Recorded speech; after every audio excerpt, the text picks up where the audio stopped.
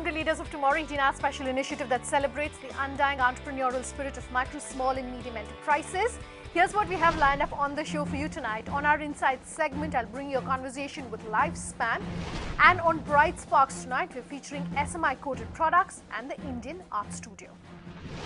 Now, statistics show that nearly 10% of all Indians are diabetic, and while our predisposition towards this lifestyle disease is high, its awareness, unfortunately, is not so. Something that Ashok Jain, the founder of the Lifespan chain of diabetes management centers across India, has sought to change. I caught up with him to ask him about the role of technology in this particular healthcare space. Here's what he had to say. Let's start by talking about your own entrepreneurial journey. I do know that you have a personal reason why you decided to get into healthcare, coming from a very different background and also into this specific area of healthcare. Maybe you can start there and also talk to our viewers about how they can perhaps identify between what they think is a great idea and what can be a commercially viable idea. Right. My entrepreneurial journey started when I was in Cadbury's, because I did a lot of entrepreneurial work, starting a lot of things for Cadbury's in terms of different businesses. So therefore the seed of entrepreneurship was there. And in 2000, I started getting into healthcare entrepreneurship. And today we have 3 companies, one which works with various healthcare companies in terms of their strategy and communication. Another was a large media in doctors' waiting room. We've got 6,500 television where we educate about 6.5 million people every month. And then we've got Lifespan, which is a chain of diabetic clinics focused only on diabetes. Okay, so since you're talking about diabetics and diabetic care in India, I would really like to understand from you what the state of critical healthcare in India is right now, specifically for diabetics, and how MSMEs can really tap into what I presume are the gaps. Right. Every Indian needs to be worried about diabetes. 10% of India is already diabetic. Close to 40% of people beyond the age of 50 are diabetic. But more importantly, close to 20 to 25% people in India are pre-diabetic.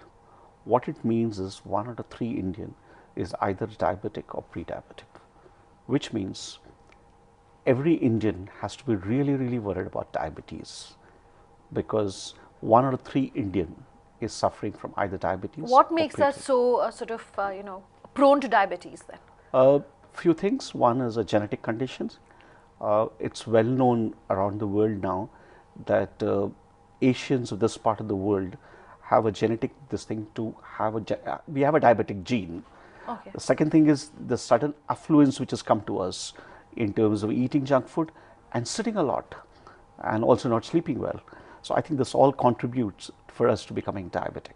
So what about the business opportunity then that healthcare provides in India? I hate to call it a business opportunity. It's an opportunity to do good for the world. And if you do good, the business already happens. So therefore, in terms of opportunity to do good, it's huge, because the numbers you're talking about are staggering. And the consequences of that is very, very high, because diabetes leads to heart problems, it leads to kidney problems, it leads to eye problems. It's the single largest cause of blindness in India. 70% of diabetics die out of a heart problem. Most of the kidney problems come out of diabetes, and there are 1 lakh amputations which happen in India because of diabetes. So therefore, the opportunity to do good is extremely well, and therefore every doctor, every person, every medical device company, every pharmaceutical company, it is their duty to make sure that diabetes is highlighted and diabetes is controlled and diabetes is managed. Fair enough. I want to talk about also the role of technology in the kind of work that you do. Right. What is the opportunity for MSMEs to be able to use technology in critical care? Doctors are not technology savvy, and therefore the MSME or a lot of companies need to focus on how to make doctors technology savvy, because more doctors become technology savvy, it will then move to the patient, and because the doctors are not technology savvy. Second, most of the patients are 45, 50 plus. Therefore, you require technologies which are simple. I mean, you need something like a WhatsApp for diabetes, and that's going to help. And these are people who are older and larger, they may not be all that educated, and therefore you require easier technology to help them. But technology can play a very important role, because the doctor-patient ratio in India is anyway bad, and given diabetes, the staggering number, it's even worse in diabetes. And also the fact that people don't go to a diabetologist, they go to either a quack or a family physician and things like that. The reach of technology will educate people, and I think there's a great role in terms of not just management but education of diabetes. Okay. Since you were talking about, say, for example, WhatsApp groups, is there enough innovation happening in India when it comes to healthcare on the whole? And if not, what would your advice be for MSMEs who are saying, hey, that could possibly be an area for us to look at, but how does innovation happen then? Serious work is not happening. Okay. The reason is simple, because technology is not ingrained in our systems in healthcare, starting from a doctor, where people are willing to pay for it. And therefore, what we need to do is grow a large number of people who start this revolution somewhere, and therefore then automatically people will start paying. But I want to ask you if you had, a wish list in terms of what you would definitely like to see for the healthcare space in India from the government. I think a simple thing would be to work with private entrepreneurs like us to do that. Because the government by itself, sometimes the implementation is not that good. They can think of ideas, they can think of things, but implementation could be a problem. And therefore, if they work with private entrepreneurs and do a private and a government partnership, I think that will be a great idea. Okay. GST is something that everyone is looking ahead to and bracing for, in a sense. How is it really going to impact the healthcare industry? First, like I said, implementation is the key to anything and everything. And therefore, whatever I read about GST, I still think implementation is going to be the key, and we are going to go through some difficult period because before the fruits come in. Healthcare services are not taxed today, and I think it should remain that way. There are 25 lakh doctors and various healthcare providers who are there, and taxing them would be a big problem, and also it will affect millions and billions of patients who are diseased, and therefore the simple thing is GST should be kept out of the healthcare service.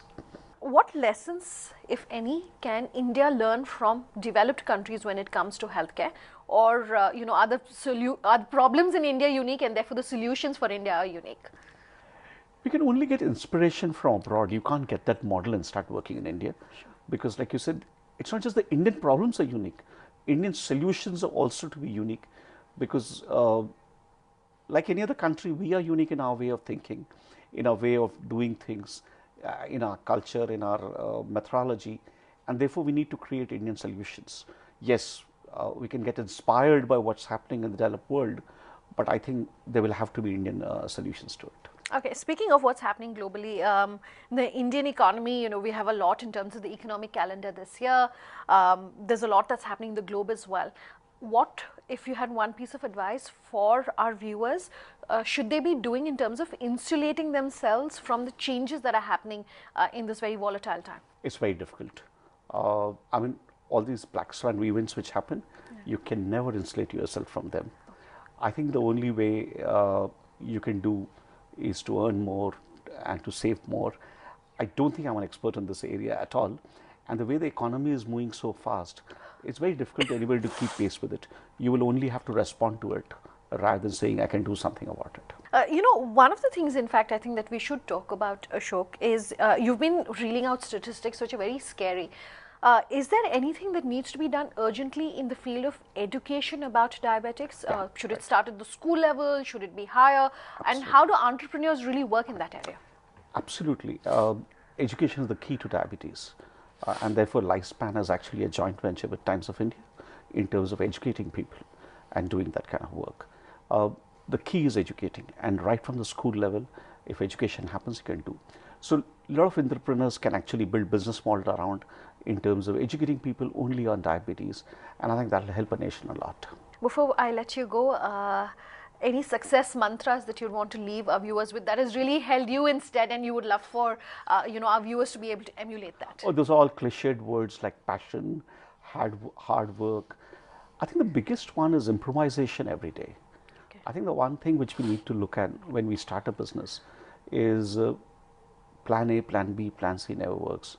It's somewhere plan Z or plan X which works for you. And the only way to go from plan A to plan X is daily improvisation. And I think that's the success mantra. Time for a break. When we come back, we'll feature SMI coated products and the Indian Art Studio.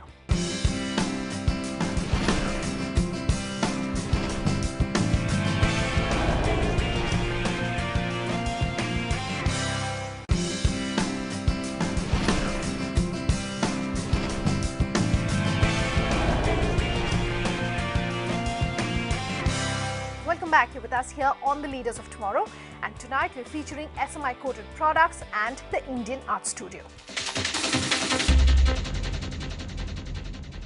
Product labels, though sometimes overlooked, give goods their identity, and a company that has carved out a distinctive niche and identity for itself in the crowded labeling solution space is Mumbai-based SMI coated products. Pooja Jain caught up with the company's management to understand how embracing technology and nourishing top talent can translate into a tangible edge over competition. Take a look. Providing adhesives across industries in the form of bulk sheets and rolls is SMI Coated Products. The family-owned enterprise has experienced fast-paced growth and is widely recognized as a leading solutions provider in label stock. We explore the company's cutting-edge approach to creating labels that are long-lasting, designed to withstand environmental factors, and somehow suitable for all packaging surfaces. As a label solutions provider, one of the biggest plus points and perhaps pain points is having to cater to a wide range of industries. How do you tweak the production process and do so economically? Well, we have been there in the industry now for about 24 years. And right from the beginning, it was a concept for us that we knew that the whole industry that is there, it has to cater to a large number of varieties, like to the industry for lubricant industry, pharmaceuticals, liquor, cosmetics. I mean, everything that is there today has got labels on it. The culture of providing solutions to different organizations for different setups has been there right from the beginning. So our strength is to be able to manipulate, to give the right results that is required, create the products as we grow, and cater to over 300 clients, in fact now over 400 clients. In the past 6 months itself, we developed over 100 new products. So we keep on tweaking the products in terms of the raw materials that are used, in terms of the processes that we use to ensure that we give them the right product that is required. So this is of course a repeat order business. That said, how do you ensure that the labels are replicated identically, down to the finest detail, every time? This is something that we envisaged and we saw that this is what is going to be required.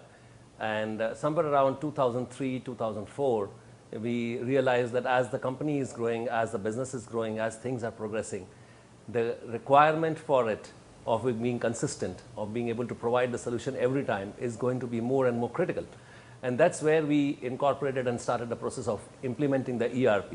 So with the ERP in place, we know exactly what we supplied to the client the last time, and we know under what parameters we supplied it, and thereby we stick to those parameters as we produce it and reproduce the same label.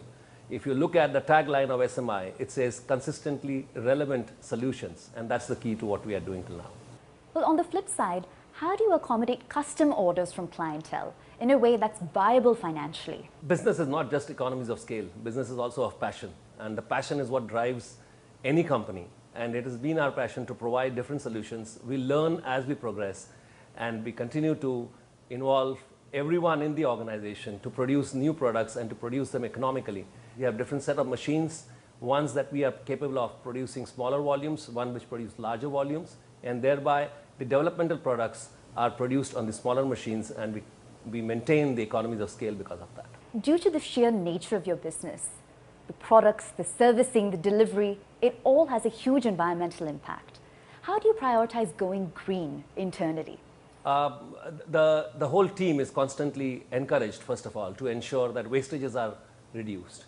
On top of that, even in the way when we construct the factories, we ensure that instead of using even simple things like exhaust fans, we prefer to use eco-ventilators. The whole organization is taught how to take care of, from water to material every day, to ensure that the wastage is not there and we protect and serve the whole environmental thing.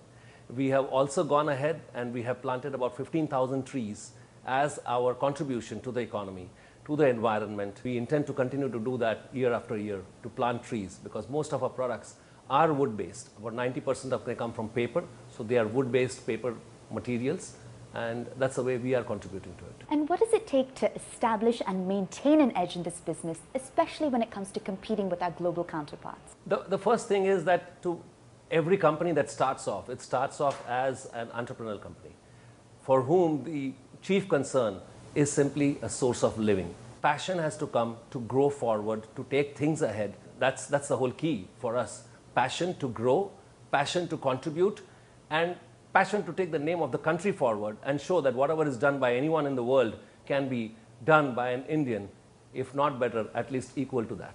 By providing adhesives that pass aggressive quality checks, the cornerstone to SMI coated products' success lies in its commitment to quality, irrespective of industry sector.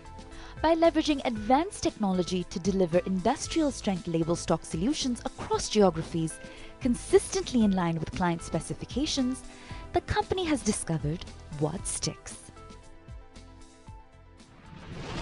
Getting a portrait made may sound like a concept of a bygone era, but believe it or not, Mumbai still boasts of a photo studio which is almost a century old and still offers these portraits. Shimangi Sinha caught up with the founders of this 3-generation-old business to bring you tips on how to stay relevant in a rapidly evolving industry. Photographs have the power to take one back to a time they never even knew existed. Standing testimony to this is Indian Art Studio, a 100-year-old photo studio in Mumbai which even has a chalk named after it. Run by the 4th generation of the Chadha family, this photo studio is a concrete lesson in the evolution of the photography and videography industry. From black and white photography to GoPros, you've seen about 100 years of change in the industry. What has the journey been like for you at Indian Art Studio? The journey has been fantastic right now. But today I remember my father, my grandfather, my great-grandfather, because it's all about their benedictions, because right now we are sitting here and we are enjoying the fruits of what they have really put in, the seeds have been put in by them. As you said just now, that about black and white to digital photography. If you just go back to the era of black and white photography and when the photography started somewhere in 1870s, there were no institutes, there were no Google, there was nothing, and if they had to learn the art, so photography was more about art rather than science. You're the 4th generation of this family business. What are the tips that you've learned over the years while running a family business, and do you think it's challenging? Indian Art Studio is a family of professionals. We don't treat this as a business, it's a profession. What we are continuing is right now the profession of photography. To run any family profession or business, you should have that vision and that insight and that passion for it. Because if you don't have that passion, I cannot just term myself as a photographer if I do not have the passion to hold a camera. And just I cannot say that okay, all my client is I'm going to give you photographic services, and I cannot just call myself a photographer and just run a business without holding a camera in my hand. So to continue this profession, you need to know the intricacies and you need to have the knowledge of the whole subject on whatever field you are in, whether it's art or science or business or anything.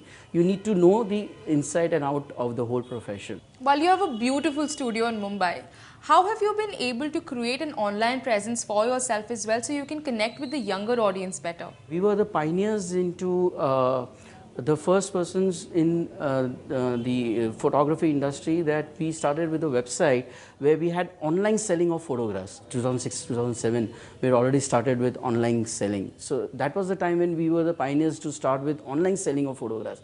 So we have adopted, we are with the time and we are keeping updated ourselves. We are not just looking, we are not just an heritage or just an old studio. We are catering to our clients right today also in 2017, and we are updated to the highest level right now. An Indian Art Studio, one can still get photographs clicked under traditional dazzling 1000-watt bulbs, get old pictures hand tinted, and even restore paintings of photos that didn't quite stand the test of time. In olden days, there used to be only black and white photography, which we used to print from a plate cameras and black and white. you may, you can think over the ideas of the older photographers or the idea of the older people that it is a black and white photography, right? How to make it colored? He used to paint the whole photograph. That was known as a hand tinting. Hand tinting was basically converting a black and white photograph into a colored picture.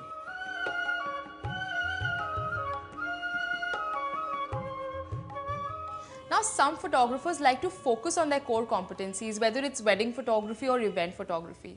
As a studio who has been around here for about 100 years, what is your tip? Should photographers diversify or find a niche for themselves? Honestly, to answer this question, basically, if you talk about today's world, you cannot term yourself as a wedding photographer or kids photographer or event photographer. This was the basic knowledge which our forefathers have given us. Never stick to one line. It's like do everything, because every day should be a new day according to what my grandfather taught us. A photography enthusiast is absolutely spoiled for choice these days with modern, easy-to-use cameras. In such a case, how do you manage to stay relevant when people can actually take photographs sitting at home? Basically, there was a time when people used to stick to the gadgets, iPhones and DSLRs and all that. But there's always a saturation point to anything and everything. People now have realized there's always an eye for photography. There's a profession.